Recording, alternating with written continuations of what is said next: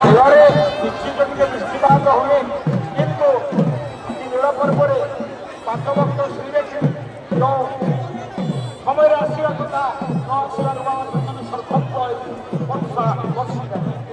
ଯେଉଁ ସୁନ୍ଦର ପରିବେଶକୁ ସେମାନେ କିଭଳି ଭାବରେ ଦେଖୁଛନ୍ତି, ସୁନ୍ଦର ପରିବେଶ ଅସ୍ୱସ୍ତିକର ପରିବେଶ କରିଛନ୍ତି ଏ ପାଠଭକ୍ତ ଶ୍ରୀ ଏବଂ ଅନ୍ୟାନ୍ୟ ଯେଉଁ ମାନେ ଦେଖୁଛନ୍ତି ଆଦର ଆସିବା କଥା ଏ କାର୍ତ୍ତିକ ଲଗ୍ନକୁ ମାନେ କାହିଁକି ରହିବେ ଯଦି ଏତେ ସମୁଦ୍ର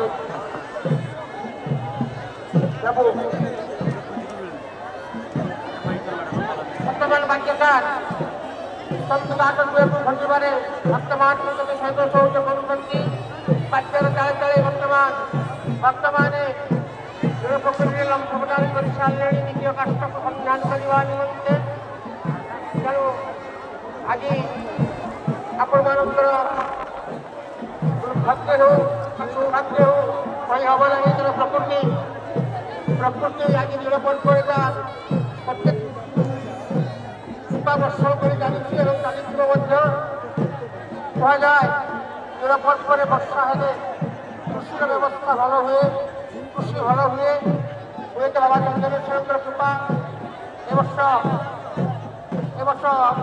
କୃଷକମାନଙ୍କର ଲାଭ ହେଉ, ଏ ତାଙ୍କର ଆଶୀର୍ବାଦ। ତେଣୁ ନୀଳପର୍ବରେ ବର୍ଷା ତେଣୁ ନୀଳପର୍ବରେ ବର୍ଷା ଦେଇଛନ୍ତି ଚନ୍ଦ୍ରେଶ୍ୱର। ଆମେ ଏହାକୁ ଆଶୀର୍ବାଦ ବୋଲି ଭାବି, ଏହାକୁ ଆଶିଷ ବୋଲି ଭାବି ସମସ୍ତଙ୍କ ସହିତ ପରସ୍ପର ସହଯୋଗ କରି ଏଭଳି ପ୍ରତିକୂଳ ଅବସ୍ଥାରେ ସମସ୍ତଙ୍କୁ ଆମେ ନିଜ କର୍ତ୍ତବ୍ୟରେ ବ୍ୟାପୃତ କରି ରଖିବା। ତେଣୁ ଭକ୍ତମାନେ ଶ୍ରଦ୍ଧାଳୁମାନଙ୍କୁ ନିବେଦନ, ଆଜିର ଏ ମହାନ ଗଣପର୍ବର ସମସ୍ତ ନୀତିକାନ୍ତି ପାଳିତ ହେବ ଏବଂ ଅର୍ଘ୍ୟଦାନ କିଭଳି ସଠିକ ସମୟରେ ଦିଆଯିବ ତାର ସୁବ୍ୟବସ୍ଥା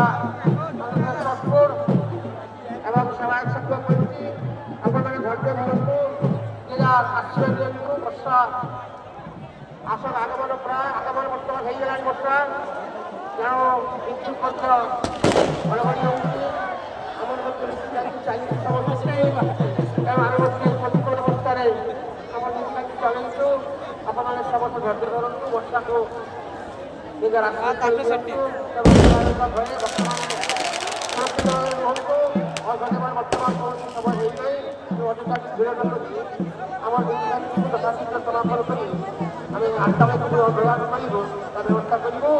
ତେଣୁ ଆପଣମାନେ ସୁରକ୍ଷିତ ନିକଟ ଘରେ ଆଶ୍ରୟ ନିଅନ୍ତୁ। ଏ ବର୍ଷା ଦିନରେ ଆସନ୍ତି ନାହିଁ ବର୍ଷା ଅର୍ଘ୍ୟଦାନ